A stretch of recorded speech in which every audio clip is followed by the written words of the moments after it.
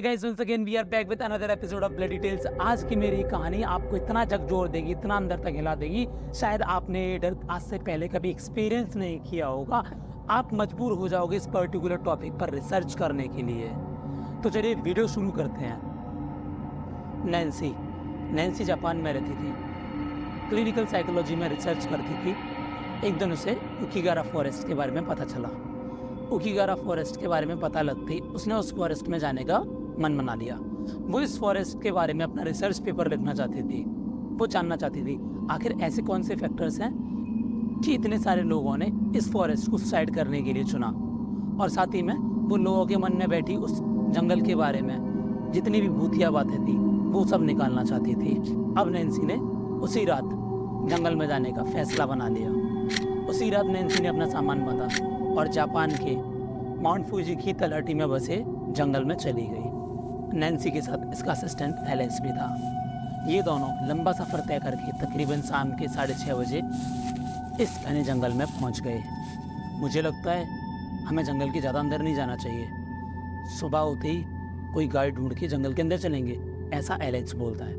अब यहाँ नैन्सी बोलती है, नहीं एलेक्स, हम जो देखने आए हैं वो हमें जंगल के अंदर मिलेगा, जंगल के बाहर नहीं। और यार रही बात गाइड की, जंगल में कोई गाइड नहीं मिलता है एलेक्स, हमें खुद ही सब देखना पड़ेगा। एलेक्स और नैन्सी जंगल में अंदर की तरफ बढ़ने लगते हैं। जंगल मानो इतना घना था, इसे पेड़ों का महासागर कहना गलत नहीं था। मानो ये जंगल ऐसा था, ऊंचे घने पेड़ों से ढका हुआ एकदम। पूर्णिमा की रात पर चांद छिटक कर जरा सा भी जमीन पर नहीं आ सकता था। रात इतनी गहरी और काली भी हो सकती है, इसका एहसास पहली बार हो रहा था नैन्सी को। कहीं रास्ता भटक कर वो दोनों खो ना जाए, इसीलिए नैन्सी अपने साथ काफ़ी सारा सामान जैसे कैमरा, वॉइस रिकॉर्डर, कंपास और अपना सेल फोन, ये सब सामान लेकर आई थी। अब यहाँ जंगल के अंदर इन्हें सुरक्षित सी जगह देखने में तकरीबन 2 घंटे लगे। तकरीबन 2 घंटे पैदल चलने के बाद मानो इन्हें साफ सुथरी झील किनारे एक छोटी सी जगह मिल गई। अब यहाँ दोनों ने अपना टेंट लगा लिया। अब नैन्सी बोलती है, जंगल में काफ़ी थक भी गए हैं, आज के लिए यही रेस्ट करते हैं, कल से अपनी रिसर्च शुरू करेंगे। ये बोलकर दोनों अपने अपने टेंटों में सोने चले जाते हैं। और दिन भर की थकान के बाद दोनों कुछ ही पल में गहरी नींद में चले गए। अब यहाँ नैन्सी और एलेक्स आराम से अपने टेंट में सो रहे थे। अब थोड़ी देर बाद नैन्सी को ऐसा लगता है कोई शक्ति उसे अपनी तरफ सम्मोहित कर रही हो, अपनी तरफ उसे खींच रही हो। अब कुछ देर आगे बढ़ने के बाद नैन्सी गहरे काले दलदल नुमा जगह पर खुद को पाती है। उसके पांव दलदल में दसते जा रहे थे। वो मानो छटपटाने लगी, घबराने लगी। अब वो दलदल से बाहर निकलने के लिए छटपटा रही थी, हाथ पैर फेंक रही थी। अचानक से कंकाल नुमा 2 हाथ उसके पीछे से आ गई और उसे दलदल में खींचने लगे। नहीं, नैन्सी अपनी पूरी ताकत लगाकर अपने आप को बाहर निकालने की कोशिश कर रही थी, लेकिन मानो उन 2 कंकाल नुमा हाथों ने उसे एक झटके से दलदल के अंदर पूरा अंदर तक खींच लिया था। यहाँ नैन्सी की सांसें फूलने लगी थी। नैन्सी को बहुत ज़्यादा डर लग रहा था, वो घबराने लगी थी। यहाँ दलदल के अंदर नैन्सी का दम टूट रहा था, उसकी सांसें फूलने लगी। यहाँ उसकी सांसें जैसे उकड़ रही थी, वो घबराहट के मारे उसकी आंखें खुली। जैसे ही नैन्सी की आंखें खुलती है, नैन्सी बहुत ज़्यादा घबरा जाती है, सिटपटा जाती है, बोलती है, ओ माय गॉड, ये कैसा सपना था। नैन्सी की सांसें अभी भी रुक रुक कर चल रही थी। घबरा कर उसने अपनी चारों ओर टेंट में निगाह घुमाई। एक जोड़ा चमकती हुई आंखों के अलावा टेंट में खुद अंधेरा था। उन लाल चमकती आंखों को देखकर नैन्सी थोड़ा सक्का गई, घबरा गई, मानो डर गई। उसका पूरा शरीर पसीने में तलपतल हो गया था। जैसे ही उसने अपने सराहने रखे टॉर्च अपने टेंट में घुमाई, तभी उसे मानो 4 फुट नुमा साया अपने टेंट से भागता हुआ बाहर नजर आया। अब मानो उस साये को देखकर नैन्सी के हाथ काफी ठंडे पड़ चुके थे। सिराने रखा अपना बैग कंधे पर टांगा और टॉर्च लेकर वो टेंट से बाहर निकल गई। अब कुछ दूर तक चलने के बाद अचानक से वो साया गायब हो गया। अब नैन्सी अपनी टॉर्च से इधर उधर उस साये को तलाश रही थी, तभी एकाएक उसकी टॉर्च ऊपर हवा में गई। उसने हवा में पाया वही 4 फुट का साया पेड़ पर दोनों पैर लटकाए बैठा है। वो नैन्सी को बड़े गुस्से से देख रहा था। चेहरा पूरा नीला, आंखें लाल, होठ नीले, आंखें गड्ढे में धसी हुई थी। नैन्सी को गुस्से में देख रहा था। नैन्सी की उससे नजर टकराते ही वो बच्चा नैन्सी के सीने पर कूद गया और नैन्सी के मुंह से एक बहुत जोरदार चीख निकली। नैन्सी घबरा गई थी, पागल हो गई थी, सिटपटा गई थी और वो अपने टेंट में उठकर जा बैठी। उसकी चीख को सुनकर एलेक्स वहीं भागा दौड़ा चला आया। क्या हुआ मैम, आप ठीक तो हैं? कहीं गई हुई थी क्या मैम? मुझे बुला लिया था, ऐसा एलेक्स बोलता है। नैन्सी बोलती है, नहीं एलेक्स, मैं कहीं नहीं गई थी, मैं तो सपना देख रही थी, मानो मैं एक दलदल जगह में डूब रही हूँ। जैसे ही मेरी आंखें खुली तो मैंने अपने आगे छोटे बच्चे का साया देखा, वो मानो मुझे घूर रहा था। जैसे ही मैंने उसे देखा वो मेरे ऊपर कूद पड़ा। एक मिनट, एलेक्स बोलता है, आप सपना नहीं देख रहे थे, आप दलदल में ही थे, आपकी ड्रेस देखिए, ये तो मिट्टी से गंदी हो रही है। ये देखकर नैन्सी सटपटा जाती है, डर के मारे कांप जाती है। यहाँ उसके होश उड़ गई। नैन्सी पूरी पसीने में तलपतल हो चुकी थी। यहाँ अपने कपड़े देख नैन्सी को अपनी आंखों पर भरोसा नहीं हो रहा था। अब यहाँ नैन्सी बोलती है एलेक्स से, एलेक्स, इस जंगल में कुछ तो है, जो भी कुछ है इस जंगल में, इसने मुझे अंदर तक हिला दिया है। अब एलेक्स बोलता है नैन्सी को, आप आराम कीजिए मैम, जो भी कुछ हो मुझे जगा लीजिएगा, वैसे भी अब सवेरा होने में कुछ ही पल बाकी है। एलेक्स की बात सुनकर नैन्सी यहाँ आराम से लेट गई। अब थोड़ी ही देर बाद नैन्सी को फिर से कुछ दिखाई देने लगा। भयंकर सूखा पड़ रहा है, ना खाने को भोजन, ना पीने को पानी। तुम अपनी जिंदगी जी चुके हो, अब तुम्हारा पेट भरना मेरे लिए संभव नहीं है। इस बुढ़ापे में मैं कहाँ जाऊंगा, मेरे साथ ऐसा मत करो बेटा। तुम अकेले नहीं जाओगे, गांव के सारे बूढ़े एक साथ जंगल जाएंगे, वहां पे जो भी रूखा सूखा मिले तुम उसी से गुजारा करना। थक चुके हम तुम्हारा बोझ उठाते उठाते। नहीं, वो तो घना जंगल है, उसमें कोई जंगली जानवर भी नहीं है, वहां कोई जीवित नहीं रह सकता। उनकी दर्द भरी पुकार को नजरअंदाज करके गांव के सारे बूढ़े लोगों को जंगल में छोड़ दिया जाता है। इस जंगल का ना अंत समझ में आता था, ना आदि। वे सब वही भूखे प्यासे 3 महीने तक इधर उधर भटकते रहे। ना उन्हें अब वहां खाने को कुछ मिला, ना बाहर आने का कोई रास्ता समझ में आ रहा था। अब वही पेड़ों के आगे पीछे घूमते फिरते रोते बिलखते उन्होंने एक एक करके सबने अपने प्राण त्याग दिए। मैम उठिए मैम, सुबह हो गई। एलेक्स बोलता है नैन्सी को। नैन्सी की आंखें खुलती हैं। नैन्सी बोलती है एलेक्स, ये जंगल मेरे से कुछ कहना चाहता है, ये जंगल मेरे से बात कर रहा है। ये क्या कह रहे हो आप? एलेक्स बोलता है। नैन्सी अपने सपनों में देखी हुई सारी कहानी एलेक्स को बताती है।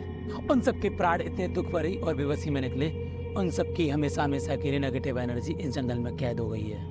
अब समझ आया ये जंगल इतना हॉन्टेड क्यों है, ऐसा नैन्सी बोलती है। सुबह तो हो गई है, लेकिन यह रोशनी अभी भी नहीं आई।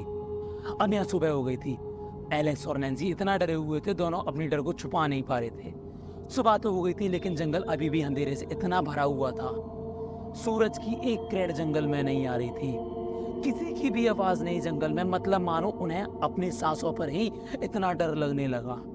उनकी सांसें उस जंगल में गूंज रही थी, ऐसा उन्हें प्रतीत हो रहा था।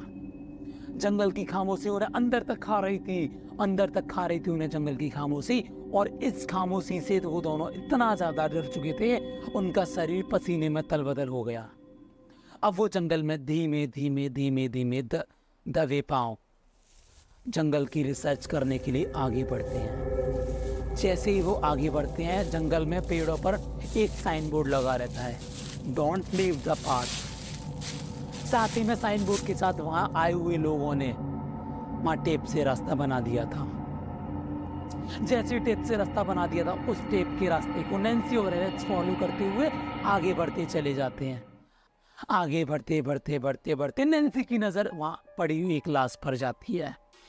नैन्सी एलेक्स को बोलती है, एलेक्स एलेक्स एलेक्स कैमरा निकालो एलेक्स। एलेक्स कैमरा निकालता है। नैन्सी एलेक्स को बोलती है, एलेक्स देखो वहां लाश।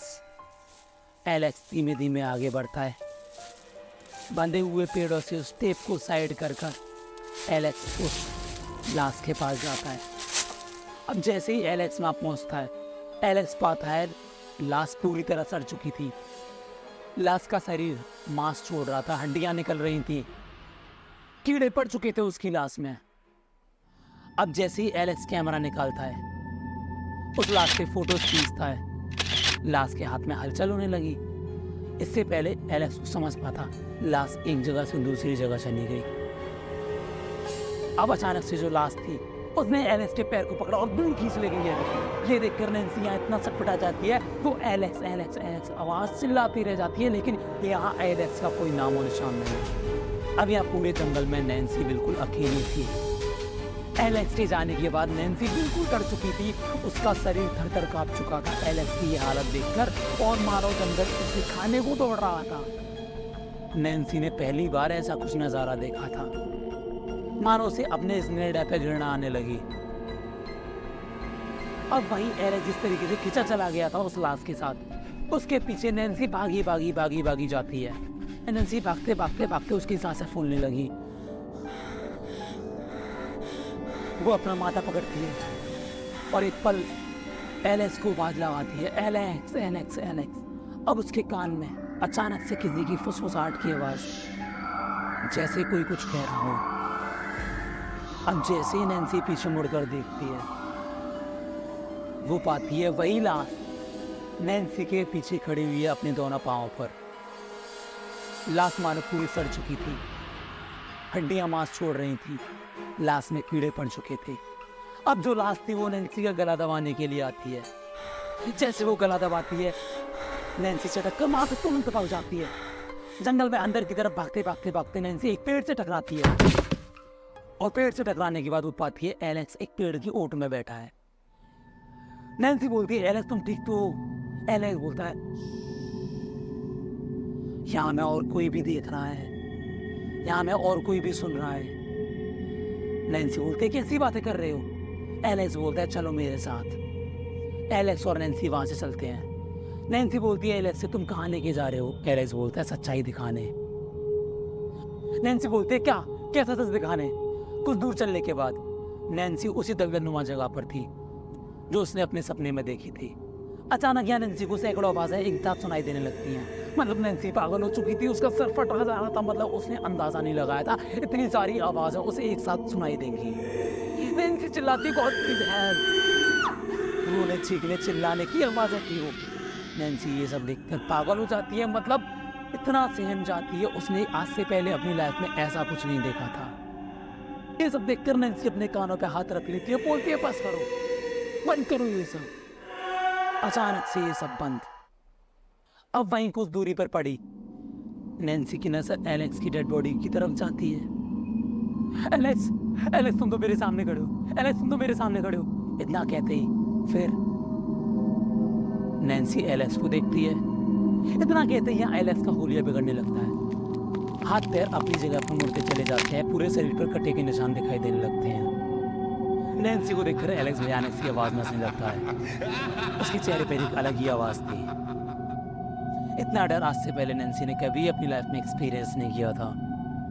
एलेक्स के चेहरे पे एक अलग ही हंसी थी नैन्सी को देखकर। यहाँ नैन्सी का पूरा शरीर पसीने से भीग चुका था।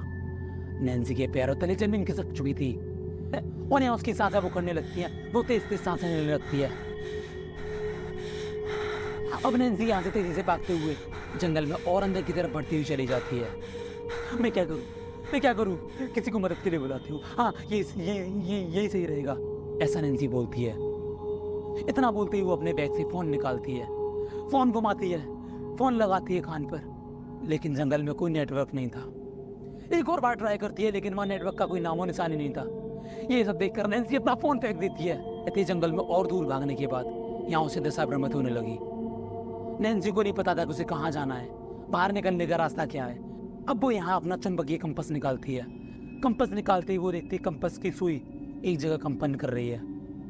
कंपन करते करते अचानक से उसका कंपास फट जाता है। कंपास को फूटते देख वो पागल हुई, सिपड़ा गई। मतलब उसने आज से पहले ये डर अपनी लाइफ में कभी एक्सपीरियंस नहीं किया था। वो चिल्लाने लगती है, ओ गॉड प्लीज हेल्प मी, कोई तो मदद करो। मदद की गुहार लगाने के बाद उसे कुछ समझ में नहीं आता। अब यहाँ नैन्सी अपने बैग में से कैमरा निकालती है। ये सोचकर चारों कैमरा घुमाऊंगी, कहीं तो बाहर निकलने का रास्ता मिलेगा। अब वीडियो बनाने के बाद वो कैमरे को जब देखती है, वो पाती है दूर दूर तक वहाँ पेड़ों के अलावा भयानक शक्लें वाली आत्माएं थी। ये देखकर नैन्सी सिटपटा जाती है, घबरा जाती है। अब वहीं थोड़ी देर बाद एक तेज हवा का झोंका आता है। नैन्सी के बाल उड़ने लगते हैं। जैसे ही नैन्सी के बाल उड़ते हैं, उसके कान में हल्की फुसफुसाहट होती है, नैन्सी यहाँ से कोई बचकर नहीं जा पाया, आ जाओ हमारे पास। ये सुनकर नैन्सी बिलखने लगती है, रोने लगती है, पागल हो जाती है, चिल्लाने लगती है, गॉड प्लीज हेल्प मी। अब मानो धीमे धीमे अपने आप एक फांसी का फंदा पेड़ से नीचे उतर रहा हो और नैन्सी हवा में उठते हुए अगले ही पल उस फांसी के फंदे तक पहुंच जाती है। और यहाँ नैन्सी भी लगने लगती है, मैं मरना नहीं चाहती, छोड़ दो मुझे, छोड़ दो। इस तरीके से धीमे धीमे नैन्सी का शरीर हवा में झूलने लगता है, लेकिन वो अदृश्य ताकत नैन्सी को हवा में लटका देती है एक आखिरी चीख के साथ। यहाँ जंगल में एकदम खामोशी हो जाती है, सब कुछ शांत हो जाता है। पुलिस के आंकड़ों में सुसाइड फॉरेस्ट के नाम 2 आत्महत्या और दर्ज हो गई थी। कहते हैं जापान के इस जंगल में हर साल तकरीबन 200 लोग आत्महत्या कर लेते हैं। क्या आप भी इस जंगल को घूमना चाहेंगे? अब तक आप इस वीडियो को देख रहे हो तो give it a thumbs up, do not forget to subscribe my channel. मिलता हूँ ऐसे ही नेक्स्ट ढेर सारी थ्रिलिंग वीडियोस के साथ। टिल देन, चाओ।